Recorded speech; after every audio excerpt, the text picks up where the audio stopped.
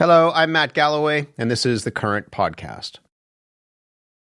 I have no fear of neither the Trump administration nor speaking out loudly about the message of the gospel. I am called to do what the church is called to do. We're not politicians. We're not looking to make foreign policy, as he calls it, with the same perspective that he might understand it. That's Pope Leo speaking with reporters as he was boarding a flight to Africa yesterday. He says he has no fear of the Trump administration. The Pope is responding to attacks made on social media by the U.S. president Sunday night. In his post, Donald Trump says the Pope is weak on crime, terrible for foreign policy, and accuses him of supporting nuclear weapons. An hour later, Trump posted again, this time an AI-generated image where the president looks to be depicted as Jesus. That image was later removed. Here's what the president said about it.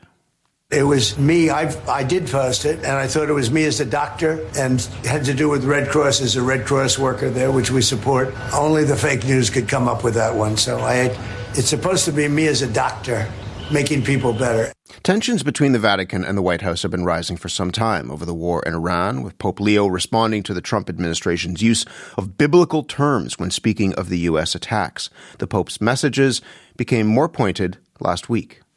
Attacks on civilian infrastructure is against international law, but that it is also a sign of the hatred, the division, the destruction the human being is capable of. And we all want to work for peace. People want peace.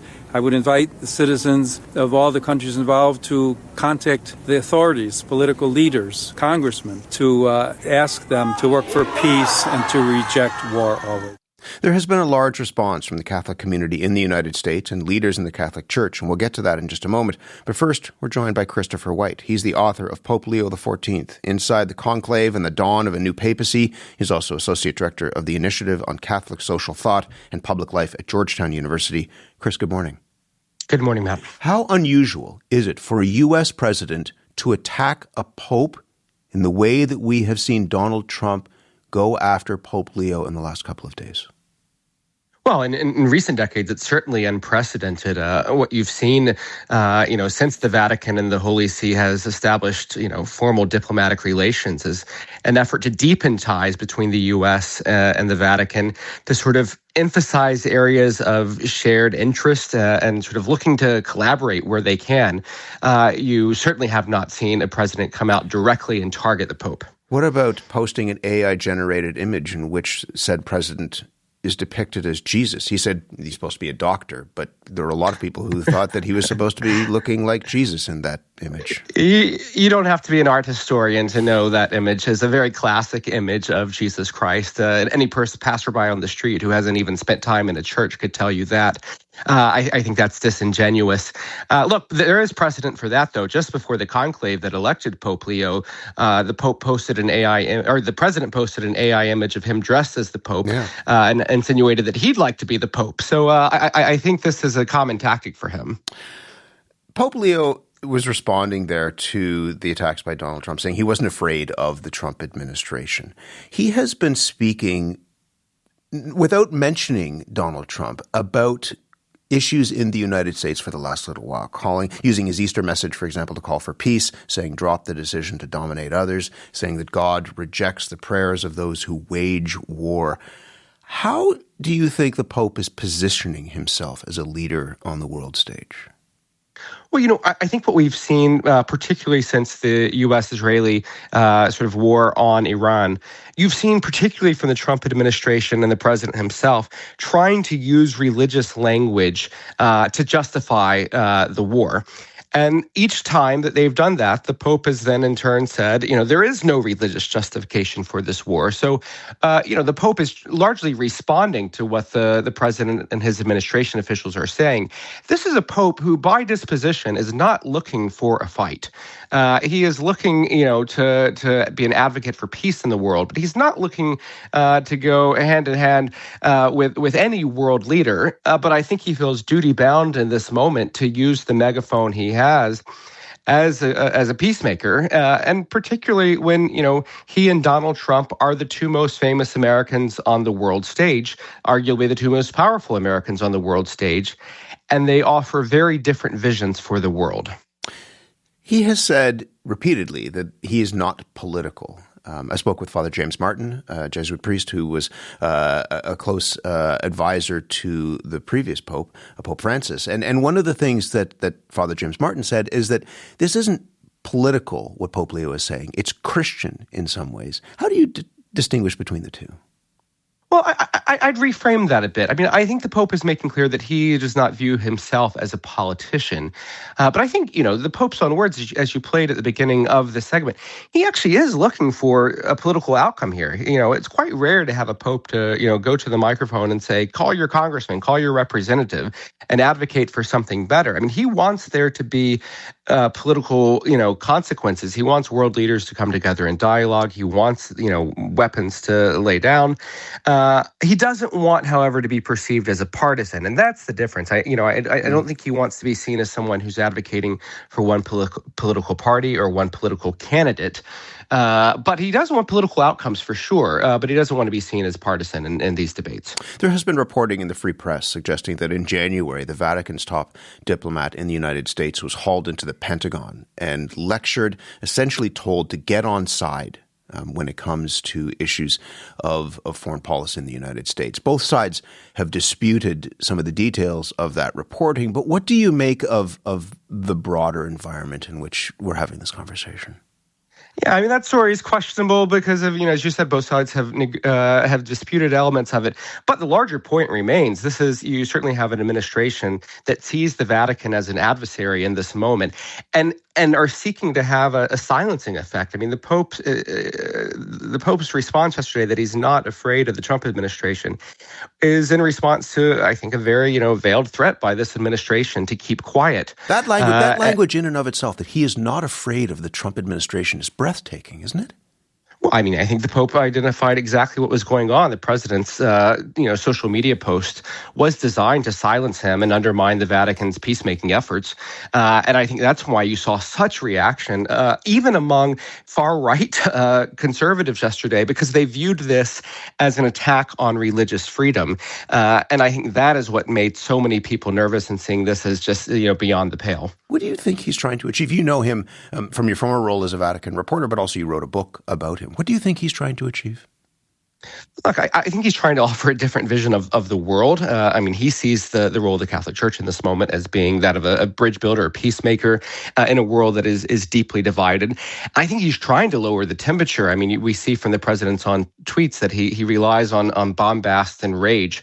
And I think he's just by his very person, his very sort of serene, diplomatic presence on the world stage, he's trying to show and say a different way is possible. But he's also responding to what the president has said. He doesn't need to say anything. The fact that he's actually even responding and saying, I'm not afraid, I'm not threatened by this, what does that tell you? He's not going to be a bully. I mean, there's precedent for this too. I mean, you can think back to the election of Pope John Paul II in the late 70s, who became, a great sort of critic of communism. His first, some of his first words as Pope was, "Do not be afraid." I think he's saying, I'm not going to be bullied here. I'm going to stand on principle. And this is a moment, a fraught moment, in which a political bully, Donald Trump, is used to getting his way, and the Pope is standing and pushing back. The Pope has not made a visit to the United States yet. He is, of course, a son of Chicago. A lot of people are wondering when he will arrive in the United States. Do you think that would happen while Trump is president? There's great desperation on the part of many American Catholics, particularly Chicagoans, who want to see the native son return home. The president himself was asked about this yesterday, and he said, I don't know when he will pay a visit. Pope Leo is young in terms of, as far as popes go. He's 70 years old. He's got a long papacy ahead of him. He will certainly return home at a certain point.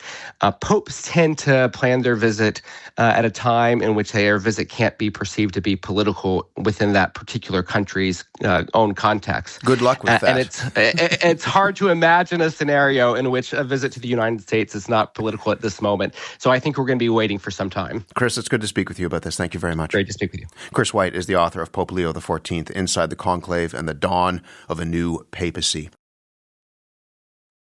To talk further about how American Catholics and the Catholic clergy and congregates are reacting, I'm joined by Francis Rocca. He is a contributing writer at The Atlantic, the Vatican editor at EWTN News. He is in Rome. Frank, hello to you. Good. Hello, how are you? I'm well, thanks. The Catholic Church is the single largest Christian denomination in the United States. And members of that church voted overwhelmingly for Donald Trump, something like 55 to 43%. Do we have a sense as to how Catholic leadership in the U.S. is feeling about what the president has said about Pope Leo? Well, if you know, the president of the Bishops' Conference came out very quickly with a statement saying, the Pope is not President Trump's political rival and he shouldn't do this. I've noticed that the individual statements by individual bishops have varied. Some have been very more cautious and just saying, let's get back to civility. Others have been more of a rebuke, asking for an apology. So you can see a diversity of views there. Some people are, the bishops have been pretty solid in criticizing the Trump administration's immigration enforcement policy. That there's a certain unanimity there, but I'm sure they don't all agree that everything about the Trump administration is bad, and so some of them find themselves in an uncomfortable position, I'm sure. As we've said, Pope Leo is the first American pope, and you wrote in The Atlantic just last week that Leo seemed to frustrate those who want him to be the primary antagonist to the U.S. president. You called him perhaps quiet, or you thought that he might be a quiet American. What changed? Well, I think we started to see in the fall with migration issues, he started speaking out more and more severely. He talked about inhuman treatment of migrants in the United States. He talked about violence being used against people who had been living peacefully there. He praised the bishops for their letter that was very strong about indiscriminate mass deportations. So he said that he said you can't be pro. This is really touching a very sensitive point for the bishops in the United States and for many Catholics in the United States. He said you can't be pro-life if you're not, against the death penalty, and if you're not if you're not against the inhuman treatment of migrants. So that was interesting. And then the war started. And well, before the war, remember there was Venezuela, and he expressed some concern about that, and indirectly about Greenland. The sort of bellicose talk about Greenland, but when the war happened, he really started to pound away, and has done so. Yeah. And when it comes to this war, as we've said, he has not mentioned the U.S. president directly, but he has said that the war in Iran is fueled, in his words, by a delusion of omnipotence. In the Trump world, those are kind of fighting words. Why do you think he chose that language? Well, and he did mention Trump once explicitly, apart from yesterday on the plane. He did say that Trump is looking for an off ramp, and I hope he takes it, and that sort of thing. So that's already a big step. I think Chris, I agree with Chris that he has been political, and that's not a dirty word. Trump, when he was a candidate, called Pope Francis. He said, "I think he's a very political person," and Francis said, "Well, Aristotle said a man is a political animal, so I wouldn't be human if I weren't political." So anyway, the popes engage in politics all the time. That's part of their ministry. I mean, but not obviously in partisan politics. But anyway, getting back, I think he knew what he was doing. I think he knew that it would. Our colleague Nora O'Donnell from CBS says that Trump told her yesterday that what actually set him off was seeing the CBS interview with 3 U.S. cardinals that was broadcast in the United States on Sunday. And I believe that because I'm sure that he's more likely to watch 60 Minutes than he is to read the homilies of the Pope. That interview with the 3 cardinals was fascinating, in part because they spoke about their opposition, to your point, to many of the things going on in the United States, particularly the immigration crackdown. This is the American Cardinal Joseph Tobin speaking on 60 Minutes about ICE raids. Have a listen. I didn't say that they were people without law, but when people act in this way, when they have to hide their identities to terrify people, when they can actually violate other guarantees of our Constitution and Bill of Rights, well, I think somebody's got to call that out, and I'm not the only one. You have written that the most urgent issue for U.S. Catholic and the U.S. Catholic Church is no longer abortion, it's immigration. What do you mean by that? Well, and by the way, just to be clear, I'm speaking about the bishops, their policy, their advocacy agenda. Well, because, they for many years, and they have reaffirmed this, they said the struggle against abortion is their preeminent priority. But Dobbs happened, so the Supreme Court decision, so overturning Roe v. Wade. Right. There was no longer a federal right to abortion. So that sort of takes it away as a national issue. And then you have an administration, which is, at least in principle, is anti-abortion. So whereas before you had a Catholic president who was pro-abortion rights. So then you were under that made it an urgent priority. Now it's not so much, and you have this immigration enforcement problem. So it's not that to be clear, it's not that they've changed their views on abortion at all. They're still against it, but they just don't see it obviously as much of a priority in terms of advocacy in the public advocacy. Yeah, President Trump won a lot of support from Hispanic voters in the last election, and many of that came from Hispanic Catholics. What impact do you think a fight with the Vatican, calling the Pope weak, what impact does that have on his political power? You have midterm elections coming up in 6 months' time in the United States. Yeah, I honestly don't think. I mean, we have to remember every time Trump crosses the line, everyone says this. Now he's gone too far, and then the next day we're on to something else. I remember the Rob Reiner exchange a few weeks ago, or however long ago that was. People were so horrified, and everyone forgot it. I don't honestly think that him criticizing the Pope, even though he did so in not very respectful and kind of crude terms, I don't think that's going to be a big problem in itself. If he keeps fighting with the Pope, that could be a big distraction. But I think the Jesus picture was much more of a problem, which is why he took it down. Well, why in the world of artificial intelligence and him posting any number of things, why is that a line? Well, I think, first of all, the evangelical Christians who are not particularly concerned about the Pope, but they are concerned about Jesus. So that's a good way to offend all Christians in one fell swoop, mm-hmm. I think. I think that's part of the problem. And I think it is, it's hard. You can, J.D. Vance says it's a joke. Well, okay. I mean, some people took it as a joke, but I mean, a lot of people took it as blasphemy. Again, about the Pope, I mean, I think, if you could have said what he said in a polite way and it would have been perfectly acceptable. There's no reason that Donald Trump can't criticize the Pope.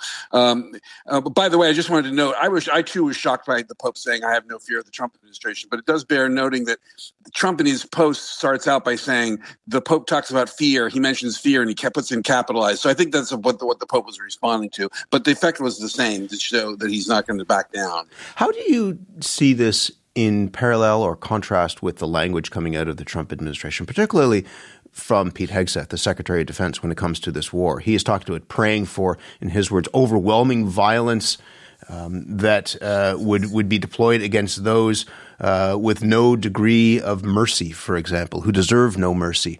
Pete Hegseth has used biblical language in some ways to describe this war that the Pope has spoken out against. How do you see that? Right. The Pope, one of the big themes he's been striking, he's done this several times now. He's saying, God does not hear the prayers of those who wage war. God does not bless any conflict. And that's raised ruffled a lot of feathers, because what the Pope hasn't done, interestingly, he did say at one point, he said, many people say this is an unjust war, but he's not talking about just and unjust wars, which is a traditional approach that sort of went out of fashion in recent decades, because I think he's afraid to give anybody a sort of pretext for saying, well, this is a just war, this is not a just war. But a lot of conservative Catholics are kind of perplexed, because they're saying, well, not all wars are bad, right? I mean, sometimes there's the Second World War. Were we wrong to fight Hitler? That sort of thing. And so I think he needs to address that. And I suspect he will be asked about that during this trip, because there's usually a press conference at the end. And somebody's going to say, well, are you saying that, are you a complete pacifist? I don't think he is, but we'll see. I have to let you go, but the question that I asked Chris is as an American, there are a lot of American Catholics who would like to see Pope Leo come to the United States. When do you expect that to happen, and what do you think that would be like? Well, they ruled out this year, as you know, and interestingly, it's the 250th anniversary of the United States, and on July 4th, the capstone of that anniversary, he's going to be on an island in the southern Mediterranean that is identified with the immigration crisis, and that's no accident. Yeah. He certainly knows what he's doing. Francis, we'll leave it there. It's good to speak with you. Thank you very much. Thank you. Pleasure. Francis Rocca is a contributing writer at The Atlantic and the Vatican editor of EWTN News. He was in Rome. You've been listening to The Current Podcast. My name is Matt Galloway. Thanks for listening. I'll talk to you soon.